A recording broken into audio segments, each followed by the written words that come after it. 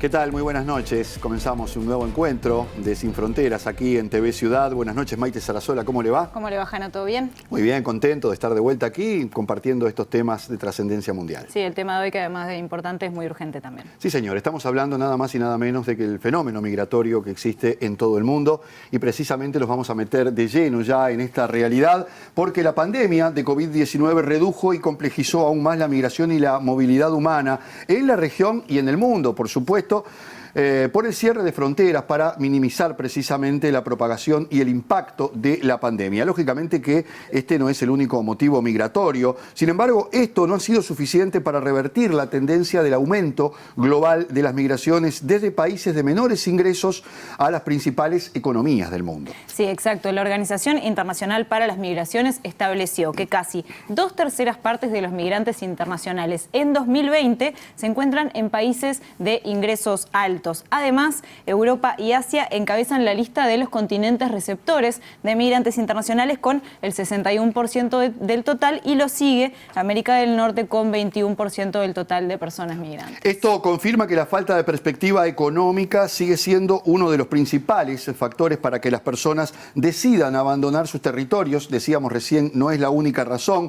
Y si bien la presencia del COVID-19, la pandemia, no frenó la tendencia migratoria, se redujo el fenómeno en 27 millones de personas. Bueno, justo esta semana se publicó lo que es el informe anual de la OIM, y vamos a repasar algunos de los datos principales en el siguiente informe.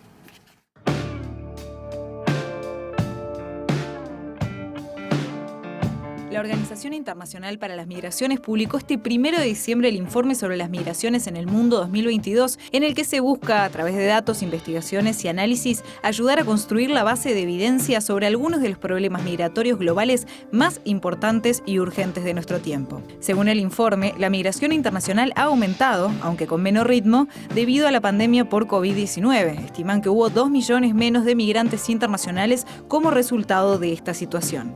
La inmensa mayoría de las personas siguen viviendo en los países en que nacieron, siendo un 3,6% de la población total la que vive fuera de su país de origen. En 2020 estiman que la población de migrantes internacionales ascendía a 281 millones de personas, siendo 2/3 de ellos migrantes laborales.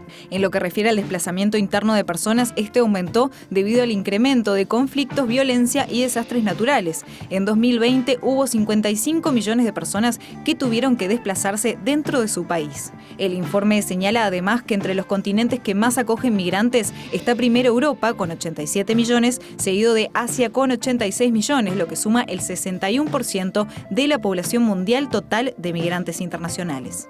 Migrar no es igual para todos y todas, ya que depende de la que se llama la lotería del nacimiento y en particular de la nacionalidad del migrante potencial. La capacidad de una persona de entrar en un país con relativa facilidad viene en muchos sentidos determinada por su nacionalidad. Quienes se ven obligados a migrar de forma irregular muchas veces tienen que tomar riesgos extremos. En 2020, casi 4.000 personas desaparecieron o murieron huyendo de la violencia, la persecución, el hambre y la falta de oportunidades. Migrar es un derecho humano.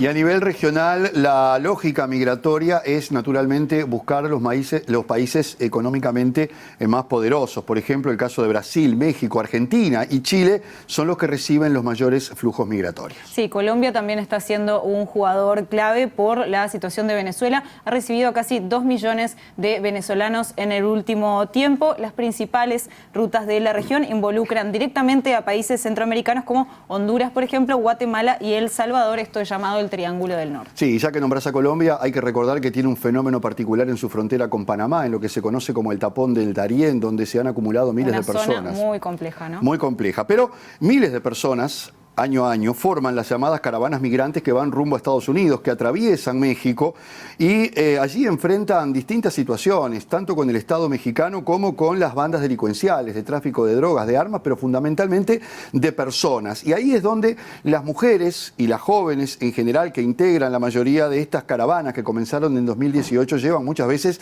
la peor parte. Y estas caravanas se están reproduciendo ya no solamente todos los años, sino que todos los meses sale una nueva caravana, sobre todo de la frontera con Guatemala, de Tapachula, y la mayor parte de ellos provienen de El Salvador, Guatemala y Honduras, que acaba de ir a elecciones, hace poco, votando por un cambio de modelo que fue el origen de este fenómeno social y sigue siendo uno de los que más habitantes expulsa. Sí, es muy importante también poder escuchar la voz de las personas migrantes y para eso vamos a escuchar a Edwin Gómez. Edwin es de Honduras, se encuentra en este momento en Monterrey, en México, y él integró una de las primeras caravanas, nos habló sobre sus vivencias, sobre por qué se fue, sobre también todo lo que tuvo que atravesar, así que bueno, lo escuchamos.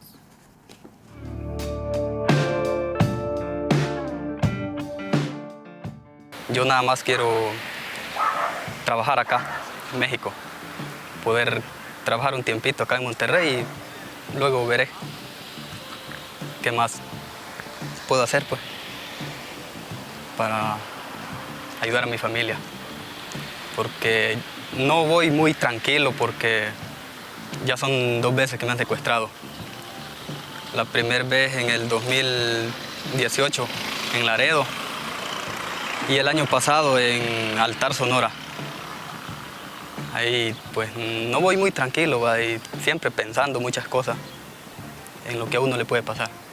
Es difícil cruzar todo México por los secuestradores, por los que les gusta robar, por todo, porque aquí todo mundo,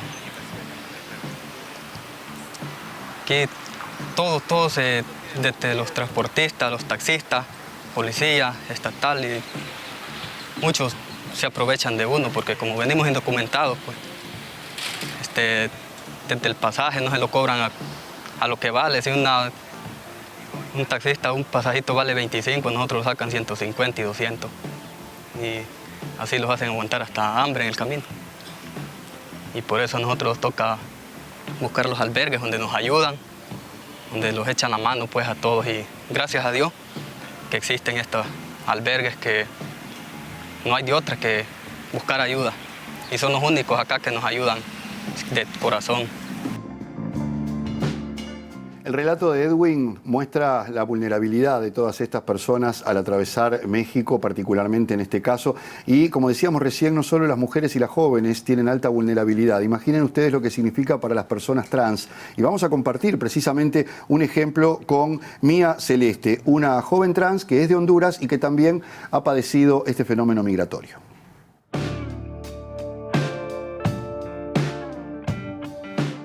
Por falta de trabajo, por discriminación, acoso, tanto físico y así psicológicamente, y por situaciones de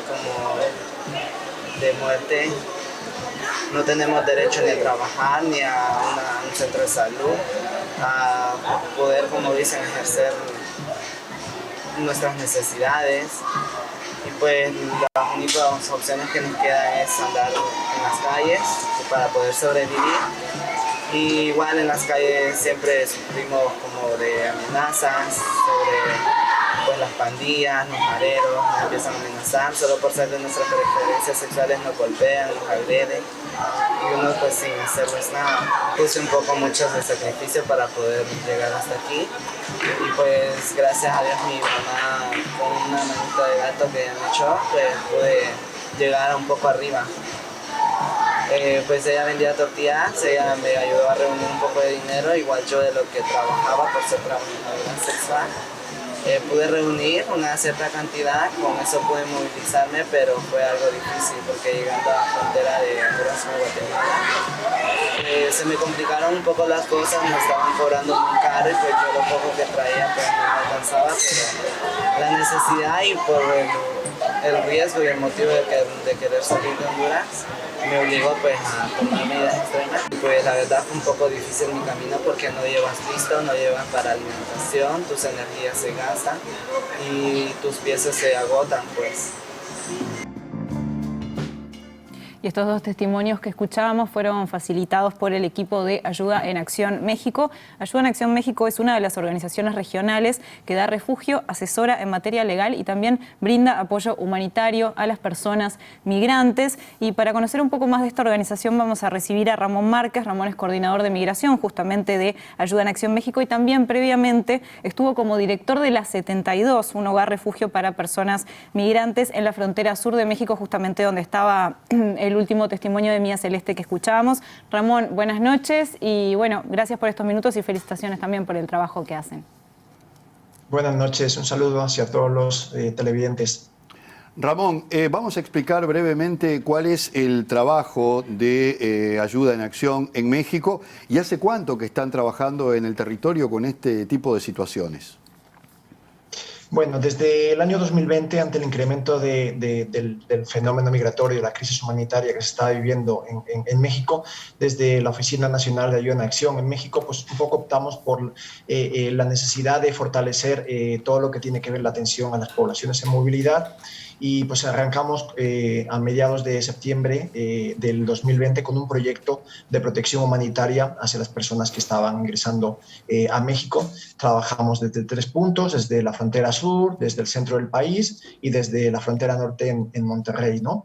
Y bueno, las líneas ahora mismo que estamos interviniendo 2020-2021 tienen mucho que ver con el tema de protección humanitaria y tiene que ver con personas migrantes, personas solicitantes de asilo y personas refugiadas. Y ahora, pues en la actualidad, en el mes de octubre, iniciamos una nueva fase de este proyecto donde tenemos un enfoque prioritario hacia la protección a las mujeres en las migraciones. Ramón, escuchábamos a Edwin, por ejemplo, que contaba algunas de las situaciones violentas que ha tenido que vivir en este trayecto. Las personas migrantes se exponen a muchísimos riesgos para conseguir una vida mejor. Cuando tú hablas con ellos y con ellas, ¿qué te dicen? ¿Por qué se van? ¿Por qué se arriesgan de esta manera? Incluso muchas veces con sus hijos y sus hijas también. ¿Qué es lo que los impulsa? Sí.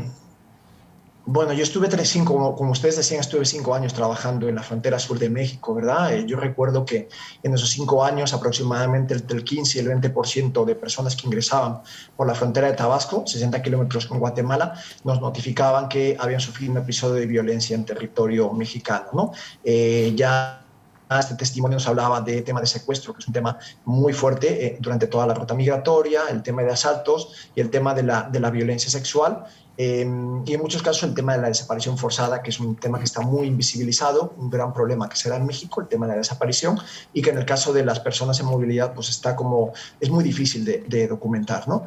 Entonces sí hay que entender que cuando una persona pone un pie en territorio mexicano, especialmente si es población centroamericana, ya está en estatus migratorio irregular. Entonces, frente al blindaje y la contención de la frontera que se ha iniciado, pues yo digo, en la última década ha sido fortísimo y ha ido teniendo más y más, la gente va viajando en clandestinidad, intenta viajar por las noches, por zonas selváticas, intentando evitar todos los operativos de migración y de las autoridades mexicanas, y esto las pone en un nivel de exposición tremendo. El viajar en el tren también supone unos riesgos altísimos por los accidentes, por las condiciones climatológicas, por grupos delincuenciales que hay veces que paran y asaltan en el tren. Entonces es todo una odisea, ¿no? De hecho, este año, revisando un poco las estadísticas de protección internacional de refugio en México, pues estamos en un año histórico, ¿no? Hemos llegado hasta finales de noviembre con un número de casi 125.000 solicitantes de refugio, personas que vienen pidiendo protección internacional. Ese récord histórico supone un incremento de un 75% respecto al máximo histórico del 2009, que fueron como 70.000.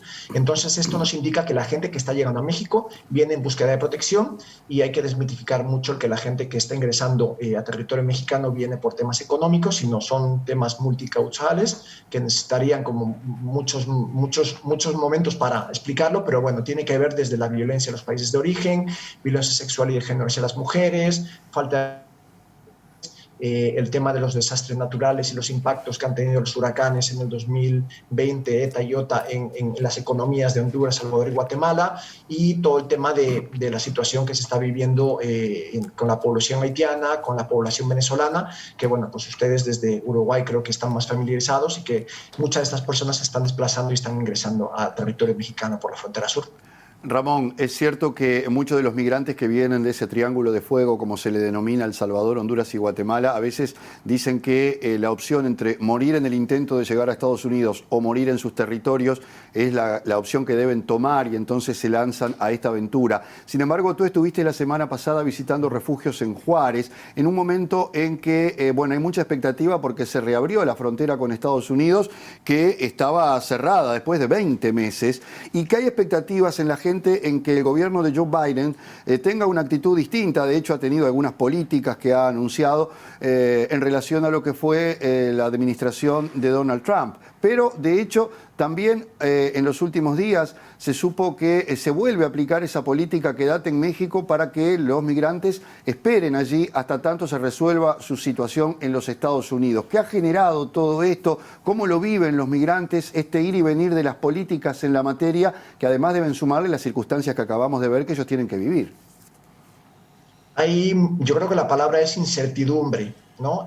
Yo actualmente me encuentro residiendo en la frontera norte, en Ciudad Juárez. La semana pasada, como muy bien decías, estuve tanto en una misión exploratoria en el sur de México como también en exploratoria con un equipo de ayuda acción que vino de las oficinas de Centroamérica y de España. Estuvimos visitando diferentes espacios en Juárez y la palabra es desesperanza. Hay mucha incertidumbre, no se sabe qué va a pasar. Es muy sintomático. El miércoles el gobierno mexicano anuncia este programa de Sembrando Oportunidades, en donde se habla de un programa de becas y formación para Honduras, Salvador y Guatemala. En el caso de Honduras hablaban de medio millón de becas para formación de jóvenes, ¿verdad? Y un día después, ayer en concreto, nos levantamos con el anuncio de que México y Estados Unidos van a restablecer el programa de Quédate en México, el programa MPP. Fue uno de los programas más polémicos que implementó Trump, que básicamente significaba solicitantes de asilo que pedían protección en los Estados Unidos eran retornados a territorio mexicano mientras esperaban su cita en corte, periodos de 1 o 2 años, ¿no?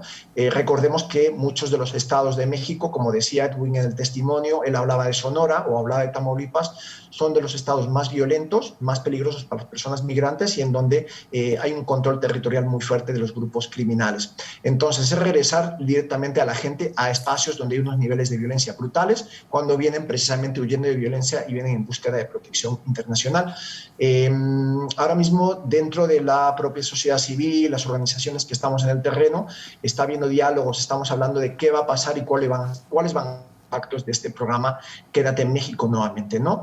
Recordemos que cuando Biden subió al poder, en febrero inició el fin del programa Quédate en México. Es decir, de las más de 70.000 personas que en un año y poco habían sido retornadas en México, se permitió el ingreso gradual nuevamente a territorio estadounidense. Fueron, yo creo, como unas entre 10 y 15.000 personas aproximadamente que pudieron regresar a territorio estadounidense y ahora pues, nos encontramos con esta nueva batalla política, ¿no? En general, desde mi percepción, no hay como mucha voluntad política por parte del gobierno de los Estados Unidos de aperturar y de ofrecer un sistema de asilo conforme a la realidad de violencia y la realidad de movilidad humana que estamos viviendo en la región. Entonces, no sabemos qué va a pasar, lo que sí tenemos certeza es que ya el lunes este programa va a iniciar y se suma a otro programa que está en marcha, que es el Título 42, y es cualquier persona que ingrese de manera irregular a territorio estadounidense es retornado de manera inmediata a México por el tema de la contingencia sanitaria del COVID, ¿no? Entonces, como que no hay muchos mecanismos en donde podamos acompañar y podamos garantizar el acceso a protección de la población en la región. Es un tema muy complicado. Muy bien, Ramón Márquez, te agradecemos muchísimo por estos minutos acá en Sin Fronteras. Muchas gracias a usted. Buenas noches. Muy buena tarde. Bien, y luego de la pausa vamos a entrar de lleno en este tema con nuestro analista internacional, Álvaro Padrón, para seguir profundizando en uno de los fenómenos, sin dudas, de este siglo XXI. Venimos en un ratito.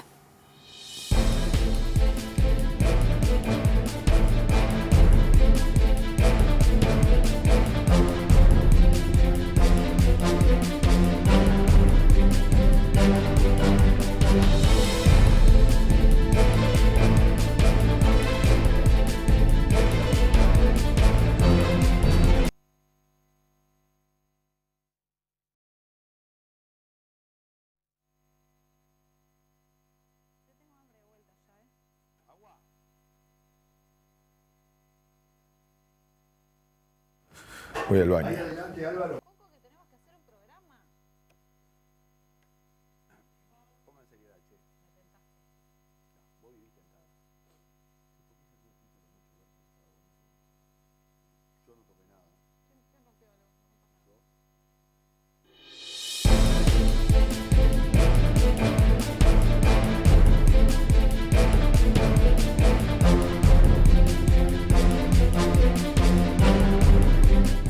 de Sin Fronteras y como siempre recibimos esta noche a Álvaro Padrón, analista internacional. Álvaro, buenas noches. ¿Qué tal? ¿Cómo están? Muy contento.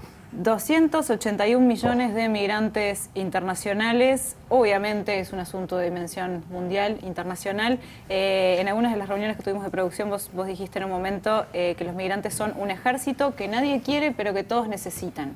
¿A qué te referías con esto? Sí, es dura esa frase, pero es que yo siento que hay mucha hipocresía detrás de este tema, ¿no? A ver, son millones de personas, millones de vidas, ¿no? Que están en juego. Los que fuimos migrantes sabemos lo que eso significa, la incertidumbre, la ruptura de familias, el ir a un lugar de otra cultura, con otro idioma, ser ilegal, no saber qué te va a pasar en tu futuro.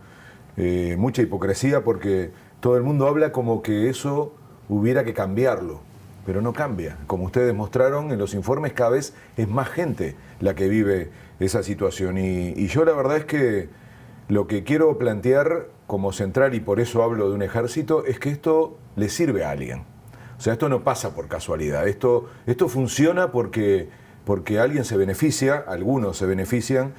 Y cuando digo hipocresía, y hablamos de esto de mirarlo desde el punto de vista global, lo que uno tiene que tratar de entender es cómo un mundo que vive hablando de la apertura, de la liberalización, en primer lugar del comercio, ¿no? Libre comercio, tratados, flujo de inversiones, flujo de capitales, que nada tenga límites, que nada se regule, que todo pueda circular libremente, las comunicaciones, el transporte, las ideologías, ¿no? Tirar muros abajo para volver a unir países, el muro de Berlín como ese ícono, y resulta que se levantan muros para que la gente no pueda circular.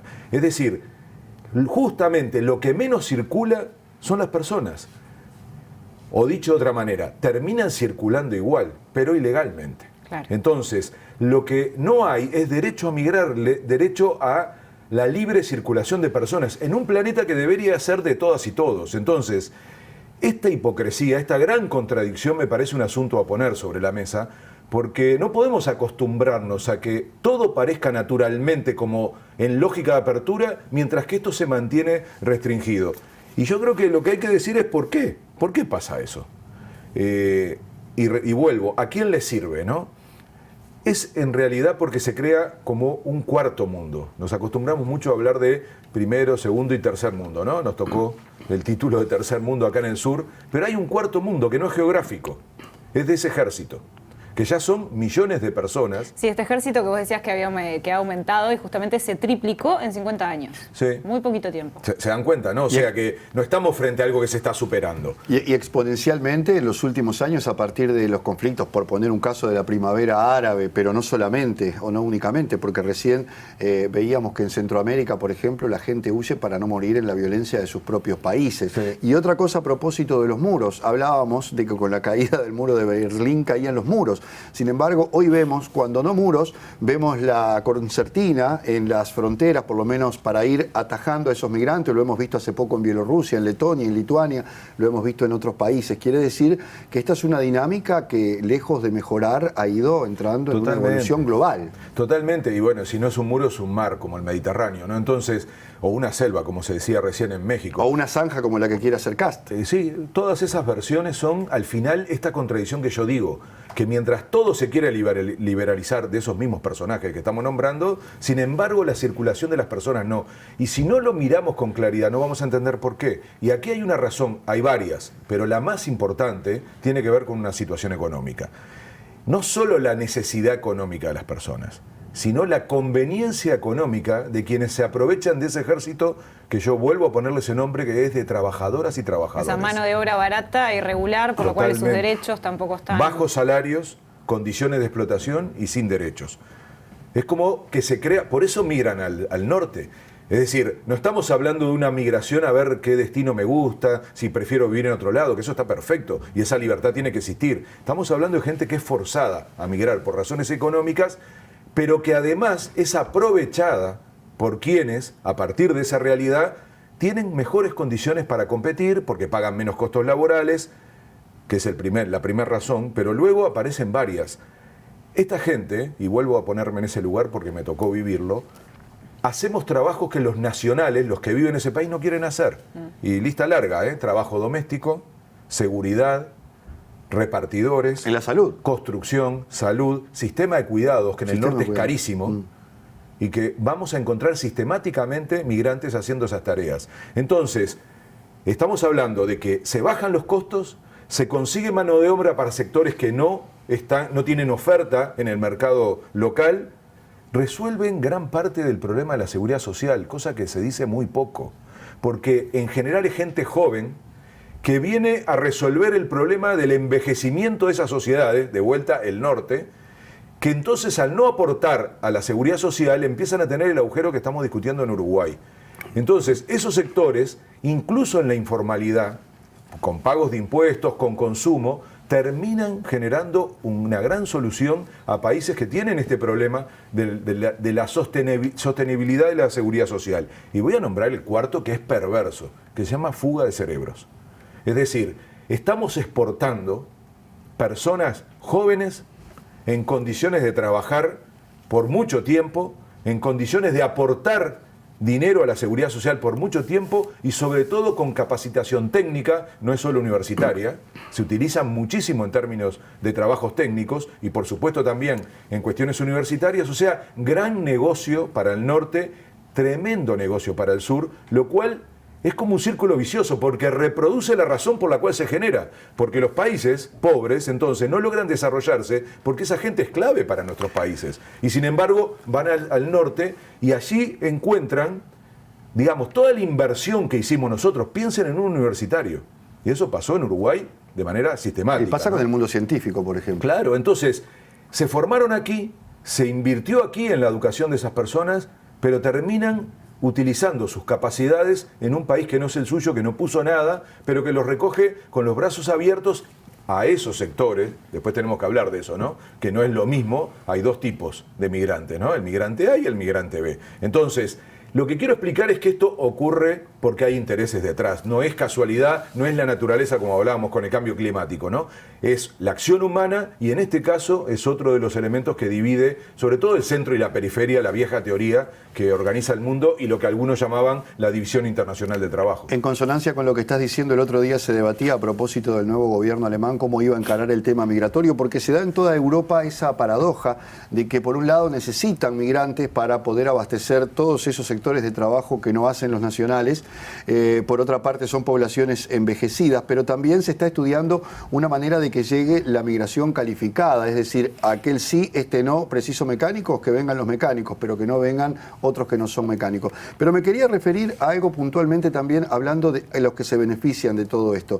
¿Se puede decir que hoy también los migrantes son, no digo un arma de guerra, pero sí un arma de presión? Lo estamos viendo en Bielorrusia, en la frontera con Polonia, con Lituania, con los países bálticos, donde se dice que Lukashenko utiliza eso como forma de presión. También le cae la misma acusación a Erdogan en Turquía, es decir, que presiona con eso, los dejo pasar, no los dejo pasar. Es decir, hoy también son materia de presión internacional los migrantes para este tipo de efectos. Y sí, y peor, Jano, porque también está incorporándose al discurso político. Es decir, casi plantearía que hay otra vez una conexión con temas que fuimos tratando en nuestro programa. La ultraderecha, ¿no? Por ejemplo, ¿no? Que lo mencionamos varias veces, que han utilizado el tema migratorio como... Pero otra vez la hipocresía. Miren, si yo tengo que poner un hilo conductor en esta conversación es la hipocresía. Porque por un lado los necesitan, lo que acabamos de decir, pero al mismo tiempo los transforman en enemigo para generar miedo en la sociedad.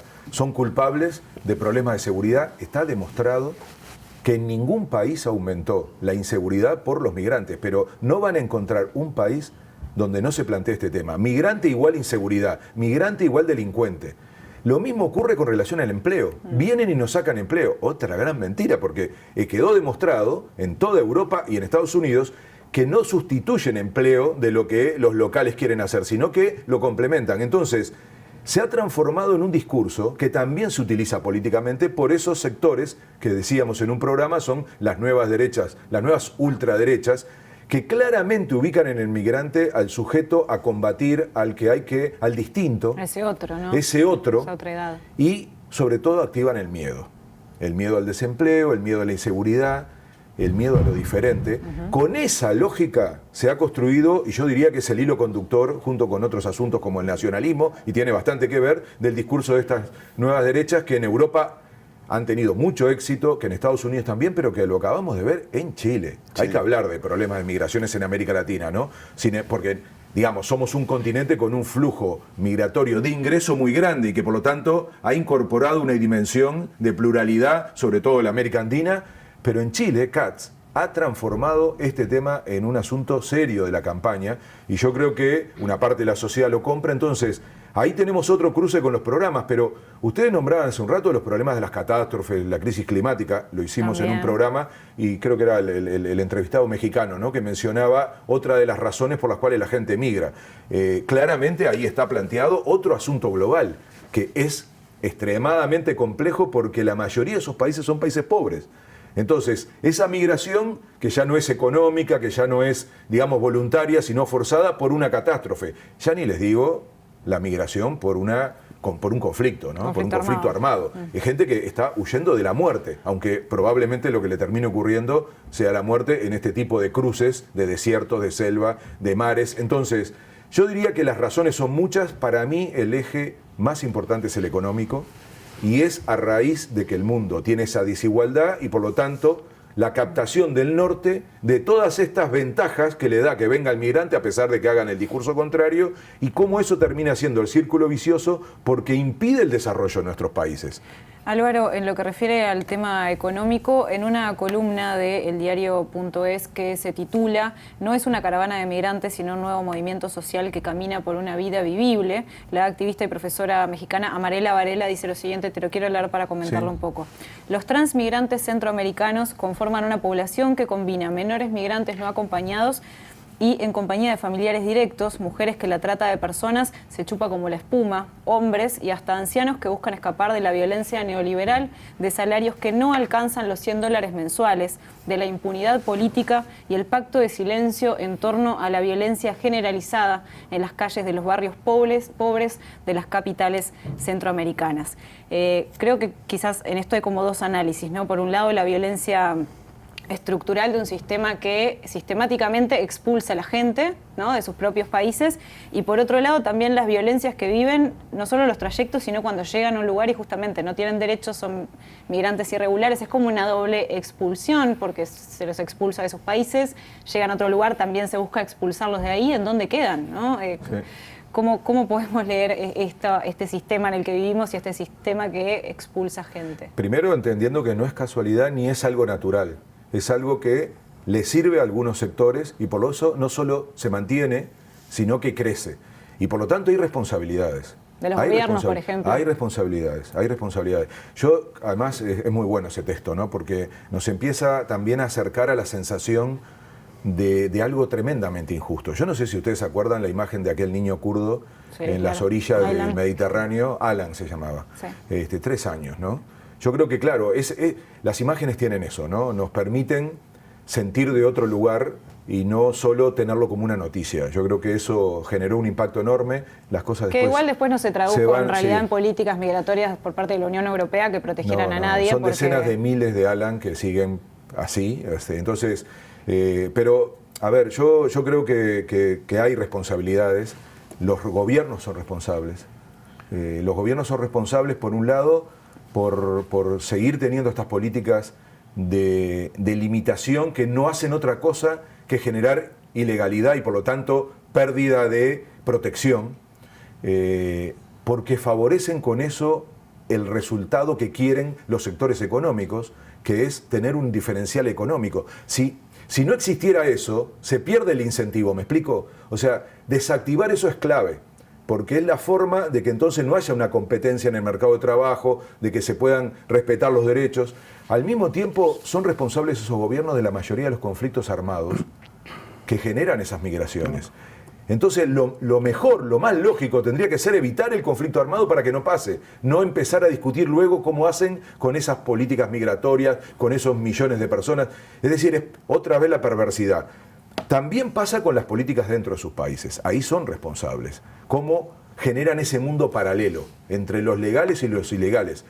hoy mencionaban de vuelta a Alemania, ¿no? Y la inminencia del cambio de canciller y demás. Este ha sido un tema súper discutido en Alemania porque es enorme la migración dentro de Alemania y tuvieron que hacer algo que en Alemania no existía, que es crear un salario mínimo nacional.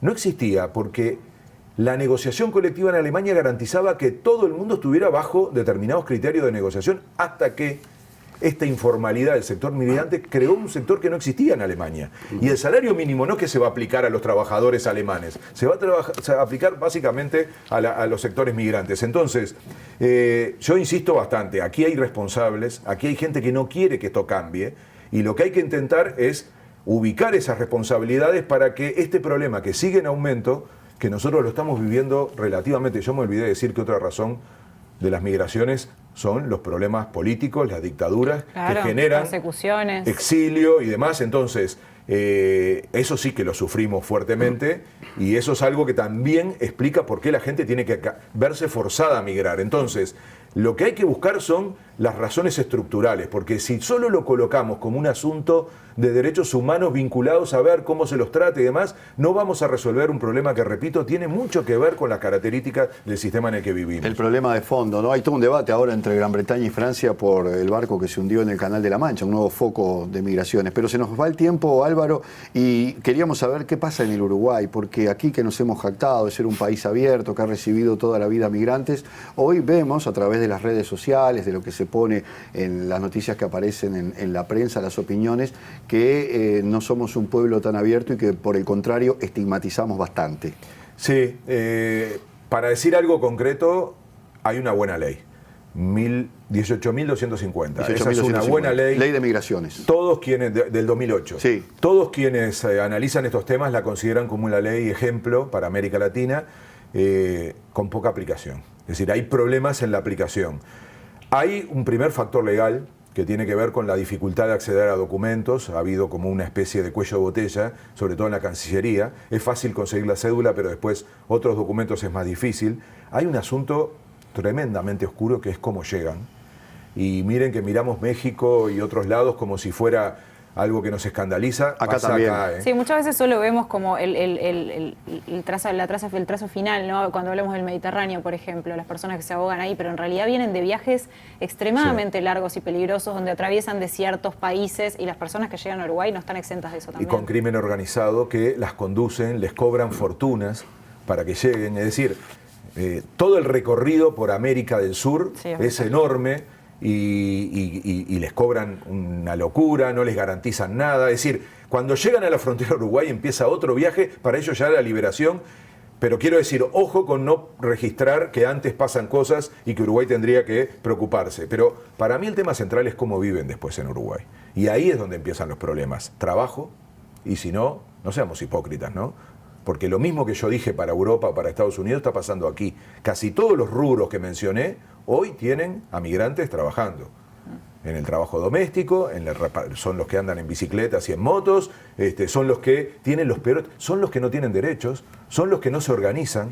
Vivienda, un drama tremendo, porque no acceden a créditos, a préstamos, a garantías. Me ha tocado cubrir estafa, gente que sacan de las casas que son alquiladas por terceras personas y que, bueno, generan toda una situación de vulnerabilidad absoluta porque les cobran un dinero, después el Estado los termina echando porque no les corresponde estar ahí, porque en general son casas ocupadas que algún vivo aprovechó para alquilarles. Es decir, que hay una verdadera red de organizaciones que están vinculadas a eso, ¿no? Realmente. Totalmente. Es un panorama que desigualdad, Jano, desigualdad, y estamos generando un sector de la sociedad más desigual incluso que los sectores pobres de Uruguay, porque agrego salud y educación. Por suerte en educación es donde uno encuentra mayor capacidad de integración y además porque son niños. Y yo creo que ahí viene quizá el desafío más grande que se llama convivencia. O sea, nosotros tenemos que demostrar que somos capaces de integrar a esas personas a nuestra sociedad, a nuestra cultura, a nuestra vida, que nos va a hacer mejores personas, mejor sociedad, no solamente desde el punto de vista económico, que es un gran aporte, también desde el punto de vista cultural, y yo creo que se merece este país volver a demostrar su capacidad democrática, inclusiva, justa, y hacer eso todos los días con la gente que nos suena con ese otro idioma que empezó a ser una cosa común en las calles de Montevideo. Bueno, nos quedamos con eso. Gracias, Álvaro. Nos vamos a una breve tanda y ya venimos. Nos vamos a meter en el próximo bloque con Honduras porque hubo elecciones y se viene una presidenta mujer para Honduras. Ya venimos.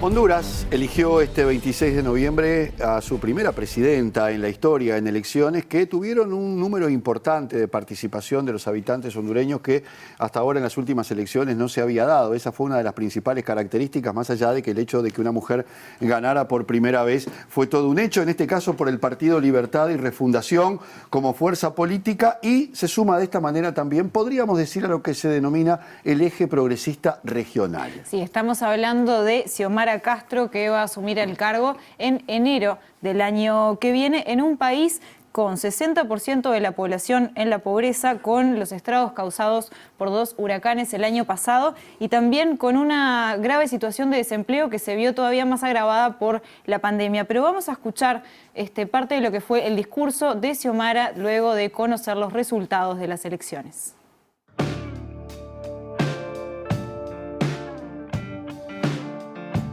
Vamos por un diálogo permanente con el pueblo hondureño y a partir de mañana nos vamos a sentar a reunirnos no solamente con las organizaciones sociales, con los empresarios, con los sectores de nuestro país, sino que también nos vamos a reunir con las organizaciones internacionales para entonces encontrar las respuestas que esta patria necesita.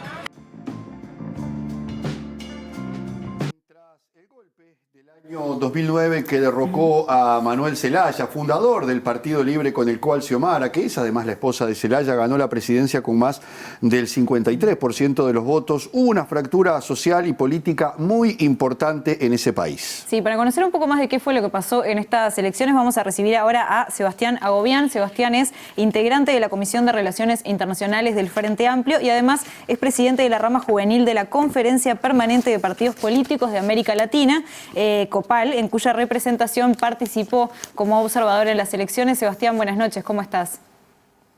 Buenas noches, ¿cómo están? Sin duda es un placer y un deber siempre estar en Teleciudad. Muchas gracias. Contanos un poco cuál fue tu impresión cuando estuviste en Honduras en las elecciones, ¿cómo viste este proceso de elecciones?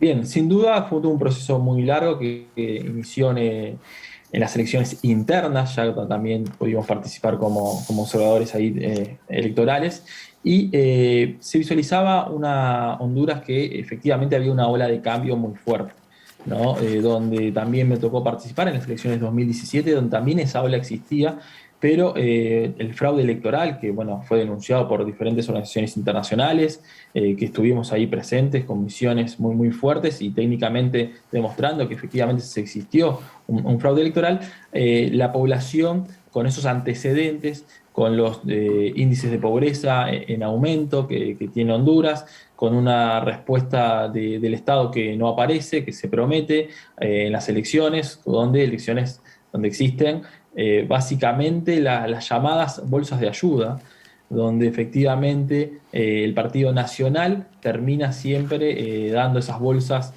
para comprar votos, bueno, pero ni así con esas perspectivas que siempre existieron y se volvieron a ver en todas las elecciones. Había una ola de cambio muy fuerte del pueblo hondureño, donde no iba a prever un tipo de golpe nuevamente, no podía prever nuevamente lo que era un fraude electoral y estaba toda la oposición prácticamente unida tras el liderazgo de Xiomara. Xiomara, que igual la conozco mucho porque Xiomara era hasta hace poquito la presidenta de COPAL Mujeres, ¿no? Y trabajamos muy, muy fuerte con ella, y ya se visualizaba una alianza entre las diferentes oposiciones. Hay que hablar de oposiciones en ese momento a lo que era el régimen de Juan Orlando, porque hay un crisol ideológico muy grande que ahora se está tras Xiomara, y eso va a ser también un tema muy, muy delicado a la hora de la gobernabilidad que tenga, ¿no? Porque sin duda Xiomara ha ganado con un amplio margen, un 53% que le da 52 escaños hasta ahora, de 128.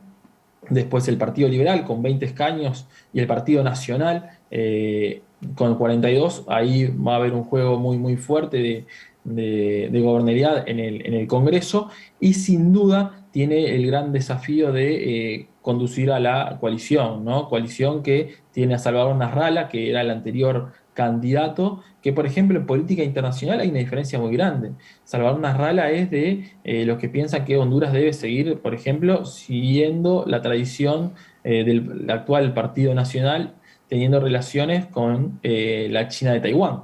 Mientras que Xiomara ya dijo, y yo la conozco, que va a empezar a tener una política exterior no basada en los lineamientos de los Estados Unidos, que era quien brigaba por la política exterior, y no solo la política exterior, también la política interna. Hay que recordar que en el 2017, cuando asume el gobierno de Juan Orlando, lo hace juramentando con la encargada de negocios de la Embajada de Estados Unidos al lado, ¿no? Para que visualicemos lo complejo que es este país y el grado de intervención que tienen los Estados Unidos en Honduras, ¿no? Que tiene bases militares ahí, que tiene una fuerte tradición de mover todos los hilos. Por lo tanto, Xiomara se está alejando de esa política exterior, plantea que va a reconocer a China, a la China popular como gobierno legítimo, y eso va sin duda a cambiar 180 grados la política exterior de Honduras. Y en el discurso que planteaba Xiomara, cuando iba a hablar con los organismos internacionales, básicamente lo que va a hacer es auditar la deuda externa de Honduras, que es impagable, ¿no? Saber cuánto efectivamente se debe, cuánto de esa deuda es real y cuánto se podrá pagar, refinanciar y renegociar. ¿Por qué? Porque la población de Honduras no soporta más la carga tributaria que tiene, el alto desempleo, el alto informalismo, la migración que crece constantemente y la fuga de cerebros, que bien hablaba Álvaro anteriormente en el bloque, que Honduras ha sido un actor permanente a la hora de fugas de cerebro, y lamentablemente esa población ha quedado muy vilipendiada por no solo los huracanes, sino también por la línea económica del gobierno del Partido Nacional, que ha sido un gobierno con características neoliberales, que ha apuntado a determinadas inversiones como las zonas exclusivas, donde no funcionan como zonas exclusivas legalmente, que tienen un tipo de regulación que efectivamente marque la distancia de lo que es legal y lo que no es legal. Ahí se ha convertido, y se pretende que sea tierra de nadie, por lo tanto hay inversiones extranjeras que nadie las regula, que nadie sabe para dónde van los fondos, no derrama a la población, y bueno, terminan saliendo recursos naturales en forma de commodities y recursos que no llegan a la distribución. Por lo tanto, hay grandes posibilidades que la población de Honduras recobre esas zonas económicas exclusivas, donde se puede generar un mayor crecimiento económico con una distribución más equitativa, que es un poco lo que Xiomara en su discurso, en algunas de sus medidas que ya las ha impulsado y las ha hecho públicas, apunta, ¿no? a una distribución más equitativa, donde el tema de las relaciones internacionales van a cambiar 180 grados, y sin duda se buscará también en el actor privado un aliado, pero no un actor excluyente donde se le otorgue todos los beneficios y que no derrame nada al pueblo, porque si no va a seguir profundizando esa desigualdad que existe en en Honduras. Sebastián, hablabas de las relaciones con Estados Unidos. No debemos perder de vista que en la época de Ronald Reagan, Honduras era la base de la contra nicaragüense, desde donde se lanzaban los ataques hacia ese país en aquel entonces, la revolución sandinista. Pero me quedan dos preguntas para hacerte brevemente. Una tiene que ver con la estabilidad que puede llegar a tener el gobierno de Xiomara Castro, teniendo en cuenta que el Partido Libertad y Refundación vuelve después de 12 años de haber sido derrocado. Eso por un lado. Y por otro, obviamente que eso teniendo en cuenta las características que acabas de mencionar, de fragilidad económica, social y demás. Y además, si existe en Honduras una polarización como la que hemos visto en otros países del continente, donde parece ser la norma, que hay dos candidatos que son los que se disputan todo el electorado o dos posiciones radicalmente opuestas. ¿Eso también existe en Honduras? Sin duda que sí. El Partido Libre es por primera vez que llega al gobierno, porque hay que recordar que cuando llega con el Zelaya llega por el Partido Liberal, ¿no? En Honduras hay históricamente dos tendencias muy fuertes que había un bipartidismo, Partido Nacional y Partido Liberal. Cuando Zelaya llega al gobierno lo hace por el Partido Liberal, donde empieza a ir un poco más a la izquierda cada vez más, y ahí es cuando le dan el golpe de Estado. Entonces cuando vuelve a Honduras, funda este partido, Partido Libertad y Refundación. Es un partido de centro-izquierda donde hay muchas tendencias, donde está alineado y tiene una característica muy similar a lo que en cierta manera puede llegar a ser el Frente Amplio, ¿no? Pero bueno, hay otros actores, y ahí en la última pregunta bien nos señalas, ¿existe una polarización? Sí, existe. ¿Por qué? Por un lado quedó todo el bloque detrás de Xiomara, y por el otro lado quedó el Partido Nacional. El Partido Liberal, el que le termina dando un autogolpe a Zelaya, bueno, se divide en esta elección, en la elección interna, donde había dos candidaturas muy fuertes. La candidatura que pierde denuncia un golpe, porque esa candidatura iba a ir seguramente a una alianza más cercana en el tiempo con Xiomara, que la que efectivamente la de Rosenthal, que no iba a concluir. Entonces se hablaba que el Partido Nacional obligó a tener gran parte de esa responsabilidad en ese fraude electoral, y que no vaya con alianza. Entonces ese Partido Liberal queda por debajo del 10%, con un 9,23%. ¿Hay una polarización? Bueno, sin duda el Partido Liberal ha caído.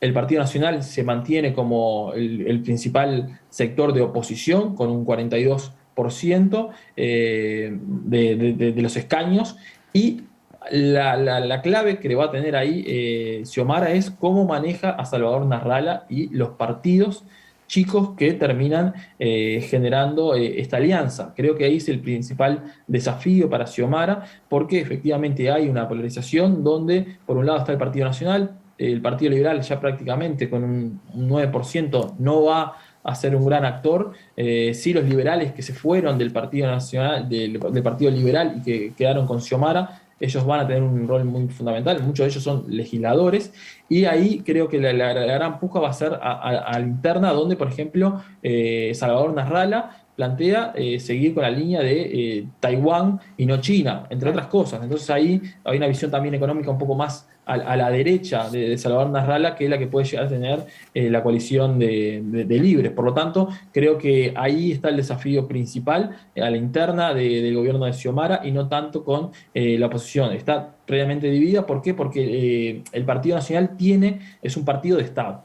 Es un partido que controla históricamente el Estado, que controla de forma clientelar, que controla desde su primer empleo hasta el empleo familiar y las fincas, o sea, las estancias. Todo eso estaba bajo el control del Partido Nacional, y las ventajas o desventajas por no votarlo estaban. Es más, en Honduras se habla de la escoba azul.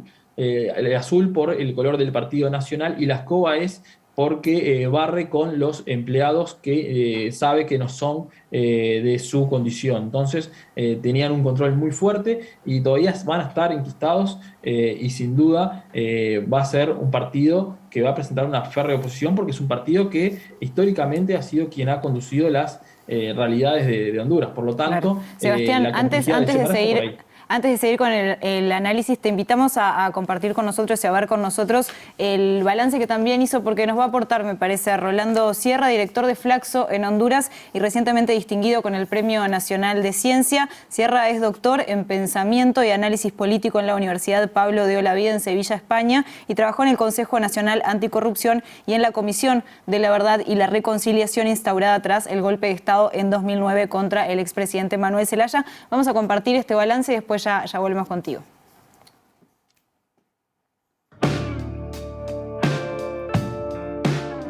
Pero aquí entonces lo que viene, en primer lugar, con los resultados que se dieron el domingo a favor de la alianza y de la candidata Xiomara Castro, bueno, que en primer lugar es con una gran diferencia, ¿verdad? Estamos hablando cerca de un 20% de diferencia, algo inédito, y esto también viene a cambiar un poco también la tendencia de los últimos procesos electorales y también el cambio político, en el sentido de que después de 12 años del Partido Nacional, digamos, en el poder, después del golpe de Estado, y del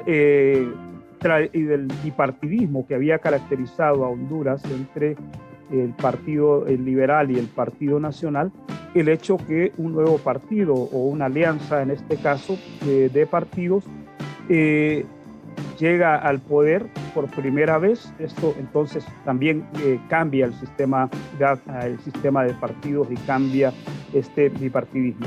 Y lo otro, aquí lo fundamental, creo que ha sido sobre todo la participación de la ciudadanía, en el sentido que estamos viendo no solo que la participación fue alta, los últimos procesos electorales habían dado en cerca del 45% de abstencionismo, muy alto, pero con esto, bueno, casi hay un 70%, una amplia participación de la ciudadanía, y en un contexto, hay que decirlo, en donde hubo muchas estrategias de temor, digamos, en el sentido que más bien, sobre todo la gente joven y el sector de indecisos, se había creado un cierto ambiente de que las elecciones iban a ser conflictivas, que iba a haber violencia, para que un sector no fuera a votar, y la gente salió a votar, y salieron los jóvenes también a votar, lo que es un cambio, digamos, desde ya también en la visión de la ciudadanía hondureña. El primer desafío que va a tener Xiomara Castro es sobre todo mantener la alianza, pues la alianza con Salvador, la alianza con Doris Gutiérrez, que es la otra designada y que representa al partido Pino, un sector del Partido Liberal que apoyó en estas elecciones también. Y eso, por un lado, le facilita, pero también es un desafío, porque ya lleva adelante, digamos, en un posible diálogo, ya también a amplios sectores de la sociedad.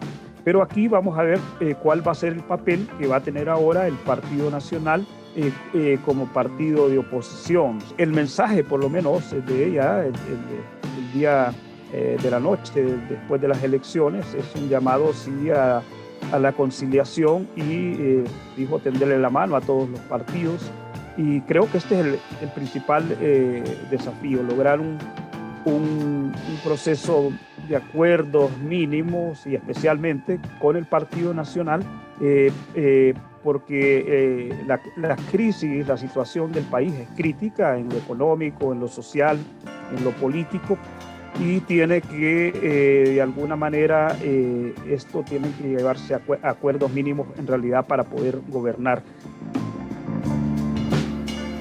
Bien, escuchábamos a Rolando Sierra, director de Flaxo en Honduras. Sebastián, Rolando destacaba lo que fue el compromiso del pueblo hondureño en estas elecciones. Brevemente, porque ya estamos terminando. ¿Cómo viste vos al pueblo de Honduras? ¿Cómo estaba la gente con la que charlaste, la gente que estaba yendo a votar? Sí, sin duda el mismo análisis que Ronaldo. O sea, la verdad, tal cual lo que veníamos expresando, creo que no hay doble lectura. Sin duda el pueblo hondureño salió a las calles en busca de una esperanza, en busca de no repetir los antecedentes que fue los 2 fraudes electorales que recibió el Partidos Libres desde que se funda, primero a Xiomara y después a Salvador Nasralla en 2017, y en ese sentido creo que sabiendo que ya no había respuesta del Partido Nacional, no había respuesta en lo económico, en lo social, sin duda el candidato Papi a la Orden, como así lo llamaba, que era el alcalde de Tegucigalpa, que se buscaba incluso desmarcar del propio presidente y del Partido Nacional para intentar tener algún tipo de posibilidades.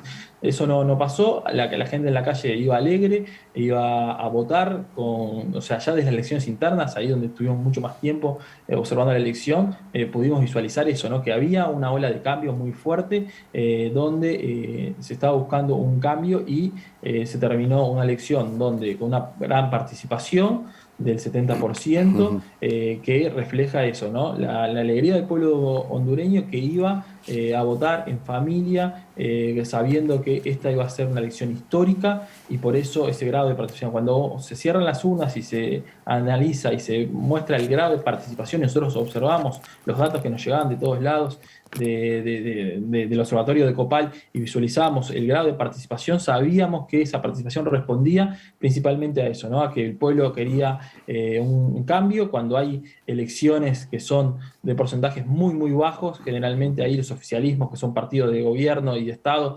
terminan ganando. Muy bien. Pasa en varios países de esa región, pero cuando hay un grado de participación tan grande, es efectivamente que la ola de cambio pasó en Dominicana hace poco, la ola de cambio se va a dar, y bueno, sin duda terminó pasando lo que ya todos sabemos, ¿no? Xiomara Castro, presidenta, la primera presidenta mujer de Honduras, y la primera presidenta con un partido de izquierda que llega a ese país. Y eso evidentemente va a reforzar su gestión seguramente. Gracias, Sebastián Agopián, presidente de la Conferencia Permanente de Partidos Políticos de América Latina, de la rama juvenil, y también integrante de la Comisión de Relaciones Internacionales del Frente Amplio. Muchísimas gracias a ustedes, y como siempre un placer estar aquí y compartir en el canal tan importante de nuestro querido Montevideo. Gracias, Sebastián. Nos vamos a la sola. Nos vamos, llegamos al final, y bueno, ya anunciamos que para el próximo programa vamos a estar haciéndonos varias preguntas sobre los organismos internacionales. ¿Recordás que cuando hicimos el tema de cambio climático los jóvenes decían, ¿realmente sirven para algo? Bueno, yo creo ¿Cuál es la función? ¿Para qué sirven? ¿Cuál es el rol? Sí sirven. Algunos dicen que Pregunta ya válida. prácticamente no tiene sentido de existir, pero habrá que verlo. Bueno, de eso vamos a hablar. Que tengan muy buena semana. Chao.